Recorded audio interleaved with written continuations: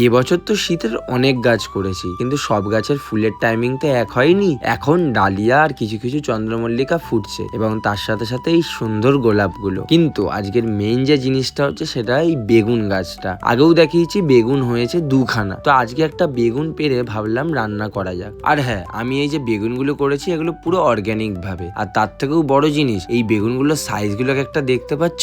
বেশি দেরি না করে বেগুনটা নিয়ে চলে গেছিলাম বাবার কাছে, বাবাকে দিয়ে দিলাম। বাবা কাটাকুটি করে ভালো মতন সর্ষের তেল মাখিয়ে দিয়ে দিল গ্যাসের ওভেনের ওপর। সত্যি বলতে এত আনন্দের কারণ হচ্ছে এই ছোট্ট গাছগুলোকে এত বড় করা, তার থেকে ফলন নেওয়া, এগুলোর যে আনন্দ সেটা তোমাদের বলে বোঝাতে পারবো না। বেগুন পোড়ার মধ্যে নুন, পেঁয়াজ, লঙ্কা দিয়ে ভালো মতন ধনেপাতা দিয়ে মেখে নিয়েছি এবং যখন এটা মুখে দিয়েছি, সত্যিই বলছি বন্ধুরা, বিশ্বাস করবে না, কোনো শক্ত ভাব নেই, এত নরম যে কিছু বলার নেই। তো আজকের খাওয়া দাওয়াটা একদম সুন্দরভাবে সেরে ফেলেছিলাম। তো আজকের ব্লগটা এইটুকুই, দেখা হচ্ছে আবার পরের দিনে।